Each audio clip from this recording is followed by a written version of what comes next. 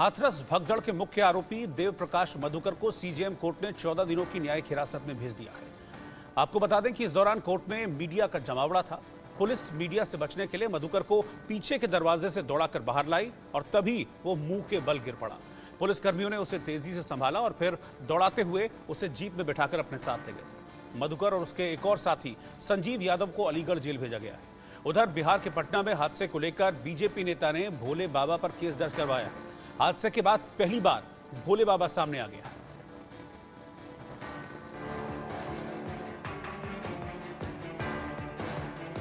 जिसके सत्संग में मौत का तांडव हुआ, जिसके दामन पर 123 मौतों का दाग है, वो बाबा 4 दिन बाद आखिरकार कैमरे के सामने आया, सफाई पेश की और हादसे का गुनहगार कौन है ये भी बताने लगा।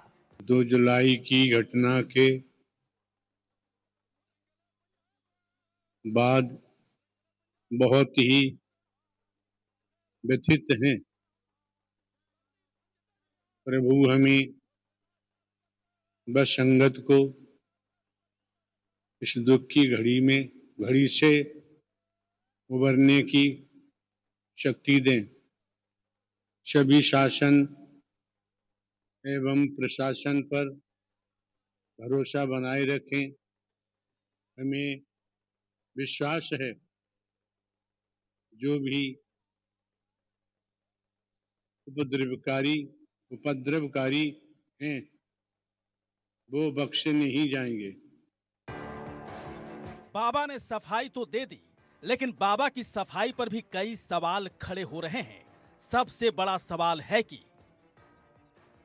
अगर बाबा गुनहगार नहीं है तो 4 दिन तक फरार क्यों रहा? लोगों को मरता छोड़ मौके से क्यों भाग गया? प्रशासन पर भरोसा तो 4 दिन तक गायब क्यों रहा? बाबा कैमरे के सामने आया लेकिन पुलिस के पास क्यों नहीं गया? ऐसे कई सवालों के जवाब अभी बाकी हैं। और क्या यूपी पुलिस बाबा से उन सवालों के जवाब जानने की कोशिश करेगी? क्या यूपी पुलिस बाबा से पूछताछ करेगी? ये सवाल भी मुंह बाए खड़ी हैं। हालांकि पुलिस ने बाबा के सबसे बड़े राजदार और हाथरस कांड के मुख्य आरोपी देव प्रकाश मधुकर को दबोच लिया है। हाथरस की जो एसओजी है उन्होंने मधुकर को कल देर शाम दिल्ली में नजफगढ़ से पुलिस एक्शन के बाद गिरफ्तार करा था। देखिए, इनसे पूछताछ करी है। कहीं ना कहीं फंडिंग की बात आ रही है कि इनकी फंडिंग कहां से हुई है, वो जांच के दायरे में है। इतना बड़ा जो कार्यक्रम होता है, इतना समारोह होता है, इनको प्रॉपर तरीके से गोपियों को जो कपड़े दिए जा रहे हैं, यूनिफॉर्म्स दी जा रही हैं, तो फंडिंग आ कहां से रही है? जो डोनर्स की लिस्ट है उसका संकलन करा जा रहा है। आयकर विभाग के साथ भी हम लोग पत्राचार कर रहे हैं और इसमें एक वृहद विवेचना है और जो भी इसमें दोषी है उसको बख्शा नहीं जाएगा। यूपी पुलिस का दावा है कि हाथरस के गुनहगारों को नहीं बख्शा जाएगा, सबके खिलाफ एक्शन होगा। लेकिन आरोपियों की गिरफ्तारी पर समाजवादी पार्टी के मुखिया अखिलेश यादव ने सवाल खड़े कर दिए। उन्होंने सोशल मीडिया एक्स पर पोस्ट कर लिखा, उत्तर प्रदेश शासन प्रशासन हाथरस हादसे में अपनी नाकामी छुपाने के लिए छोटी मोटी गिरफ्तारियां दिखाकर सैकड़ों लोगों की मौत से अपनी जिम्मेदारी का पल्ला झाड़ना चाहता है। शासन प्रशासन किसी खास मंशा से व्यर्थ में ऐसे लोगों को गिरफ्तार कर रहा है जो मूल आयोजन स्थल से दूर थे और गिरफ्तारी के बाद उनको ही दोषी ठहराए जाने की तैयारी कर रहा है। ये गिरफ्तारियां स्वयं एक षड्यंत्र है। अखिलेश यादव यूपी पुलिस की कार्रवाई पर सवाल खड़े करने लगे, गिरफ्तारियों पर सवाल उठाने लगे। लेकिन बीएसपी सुप्रीमो मायावती हाथरस कांड के सभी गुनाहगारों के खिलाफ कार्रवाई की मांग उठा रही हैं। मायावती ने सोशल मीडिया एक्स पर पोस्ट कर लिखा, हाथरस कांड में बाबा भोले सहित अन्य जो भी दोषी हैं उनके विरुद्ध सख्त कार्रवाई होनी चाहिए। ऐसे अन्य और बाबाओं के विरुद्ध भी कार्रवाई होनी जरूरी है। इस मामले में सरकार को अपने राजनीतिक स्वार्थ में ढीला नहीं पड़ना चाहिए ताकि आगे लोगों को अपनी जान न गंवानी पड़े। मायावती ने गिरफ्तारी की, उन्होंने मांग की है, बाबा का क्या कहेंगे? वो तो जो जांच कर रहे हैं उन्होंने कहा है वहाँ की सरकार कि कोई दोषी बख्शा नहीं जाएगा। दावा किसी भी दोषी को नहीं बख्शे जाने का है, लेकिन सवाल है कि जिसके सत्संग में भगदड़ मची, जिसकी लापरवाही से 123 लोगों की जान गई, एफआईआर में उसका नाम तक क्यों नहीं है? सूरजपाल उर्फ नारायण साकार हरि की अभी तक गिरफ्तारी क्यों नहीं हुई? और सवाल ये भी है कि बाबा पर आखिर कौन मेहरबान है? Bureau report, India news. और इस मामले में एपी सिंह, जो कि बाबा नारायण साकार हरि के वकील हैं, उनसे हमारे सहयोगी आदित्य ने बात की है।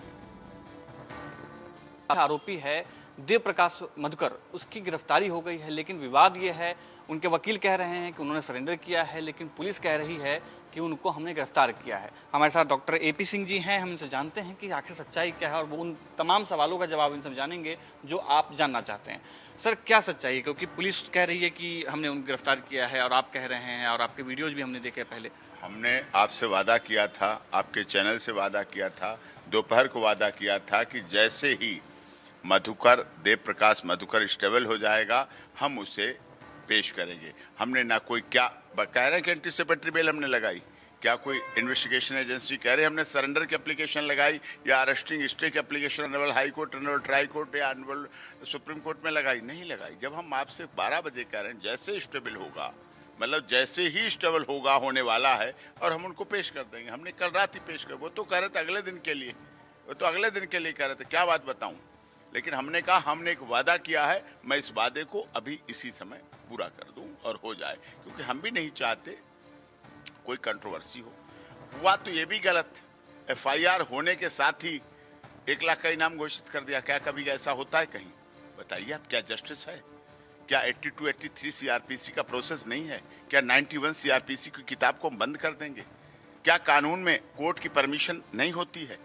क्या 121 मौतों में उनके परिवार के लोगों की मौत नहीं हुई, इंजर्ड नहीं हुए? क्या किसी को 10वां 13वां जो हमारे सनातन धर्म के रीति रिवाज हैं वो समय नहीं देना चाहिए? लेकिन मीडिया प्रेशर, जब भी मीडिया ट्रायल होता है तो इन्वेस्टिगेशन एजेंसी इस तरह के दबाव में आती है। मैं कहता हूं आप दबाव में मत आइए, हम आपके साथ हैं। आपकी एफआईआर में एक नामजद था, देव प्रकाश मधुकर, मैंने पेश कर दिया, आपको सूचना करके पेश किया, आपको बता के करने जा रहा हूं, ये भी कहा करूंगा, कर दूंगा जल्दी, ये किया और कर दिया। जैसे स्टेबल हुआ कर, उसे दिल्ली बुलाया, आने में दिल्ली टाइम लगा होगा।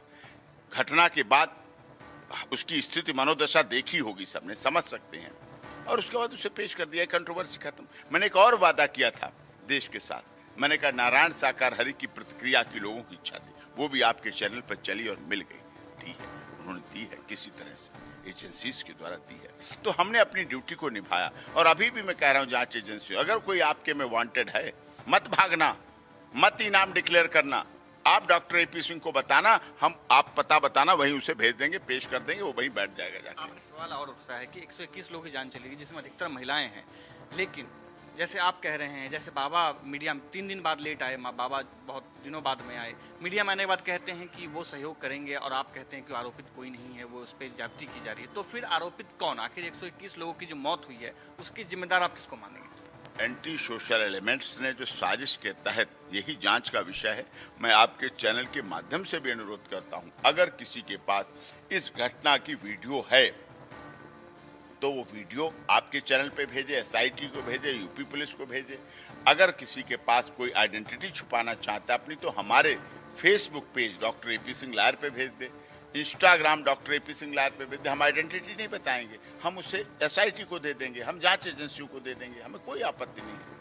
अव्यवस्था की बात बराबर उठती है, क्योंकि हमारी टीम वहाँ पर थी, सब लोग मौजूद थे वहाँ पे। ये कहा जाता है कि जब भक्त वहाँ पे आए तो जो सेवादार थे, जो वॉलंटियर्स थे, उन्होंने बदतमीजी की भक्तों के साथ, उन्होंने धक्का मुक्की महिलाओं के साथ की, जिसका परिणाम हुआ कि वहाँ पे इतना बड़ा भगदड़ जो है वो हुआ, और उसमें लोगों की मौत हुई। लेकिन अव्यवस्था की जिम्मेदारी तो बनती है ना सेवादारों की। ये बताइए, सेवादार ने की, जो आने वाले लोग थे और सेवादार आपस में कौन है? एक है कि नहीं? वही जिला कमेटी है, वही सेवादार हैं, वही आयोजक हैं, और वही भक्त के परिवार हैं। एक सेवादार बन जाता है और परिवार के लोग और आते हैं, वही तो हिस्सेदारी है, वही तो काम है। क्या खुद बुला के कोई मारने का षड्यंत्र था? क्या खुद हम ही बुला के मारने वाले थे क्या अपनी माताओं को? एक नहीं मरे, 121 लोग मरे, अपनी माताएं, अपनी बहनें, हमारी भाभी, हमारी चाची, हमारी मौसी, हमारी दादी, हमारी नानी, हमारे बच्चे, हम जिन गाड़ियों से लेकर उन्हें आए थे, हम जिन गाड़ियों पर उन्हें बैठाल के आए थे, बैठाल के लाए थे, उतारा था, बच्चों की उंगली पकड़ के पहुंचाया था, उन बच्चों की उन्हीं लोगों ने उन्हीं हाथों से लाशें उठाई हैं, लाशें लेकर गए हैं, अस्पताल दौड़े हैं, उन्हीं गाड़ियों से अस्पताल भागे हैं, और जब अस्पताल ने डेड डिक्लेयर कर दिया, फिर वहां इंतजार करके पोस्टमार्टम करा के उन्हीं गाड़ियों पर अपनी लाशों को भर के घर पे लाए हैं। सोचिए आप उस दृश्य को, क्या हुआ? कौन लोग जिम्मेदार हैं? हम अपने लोगों को मारेंगे। हम पर आरोप है कि हमारे अपने लोग, माएं हमारी थी, बहनें हमारी थी, हमारे कोई पाकिस्तान दुश्मन देश से नहीं थे, हमारे घर के लोग सदस्य, हमारे गांव के लोग थे। लोगों ने आरोप लगाया वहां दरवाजा एक था। कितना बड़ा दरवाजा की जरूरत थी? वहां खेत थे, दरवाजे की नहीं, खेत थे, खलिहान थे, हर तरफ रास्ता, हर तरफ दरवाजा, मेड़ है, चौक है, चौराहा है, सबसे चलते हैं। ये स्थिति है। बाबा के बारे में बात करना चाहूँगा कि बाबा के जो वीआरएस आप बता रहे थे कि वीआरएस उन्होंने लिया है, सब जगह प्रचार है। हमने उनके विभाग के लोगों से, वरिष्ठ जो अधिकारी उन सबसे बात किया, उन्होंने बहुत ही बड़े खुलासे किए हैं बाबा को लेकर। उन्होंने कहा है कि बाबा पे बहुत सारे आरोप लगाए गए थे, उनकी नौकरी चली गई, तो नौकरी किसी आरोप लगने की वजह से उनकी नौकरी गई थी, फिर वो कोर्ट में जा करके उन्होंने शरण लिया था, उसके बाद वीआरएस लिया था। इस पर आप क्या कहेंगे? पेंशन मिल रही है, उन्होंने बताया होगा। पेंशन तो मिल रही है ना बीआरएस के बाद, फिर क्या रह जाता है? किस तरह के आरोप लगा रहे हैं? पेंशन मिल रही है, क्या किसी गलत व्यक्ति को पेंशन मिलती है? पेंशन मिल रही है, इसका मतलब बीआरएस लिया है। हाथरस कांड वाले बाबा नारायण साकार हरि उर्फ सूरजपाल उर्फ भोले बाबा के सत्संग में जो भयावह नजारा सबने देखा, उसे हर कोई घबरा गया, विचलित हो गया। लेकिन बाबा की भक्ति में कोई कमी नहीं दिख रही। उसके आश्रम के गेट पर एक महिला भक्त माथा टेकते हुए देखी जा सकती है। इस पर घर पर ताला लगा हुआ है, लेकिन उसे कुटिया समझकर यहाँ पर ये महिलाएं नहीं, देखिए कितने सारे लोग हैं जो माथा टेक रहे हैं। ये 2 मंजिला घर ये कानपुर में है।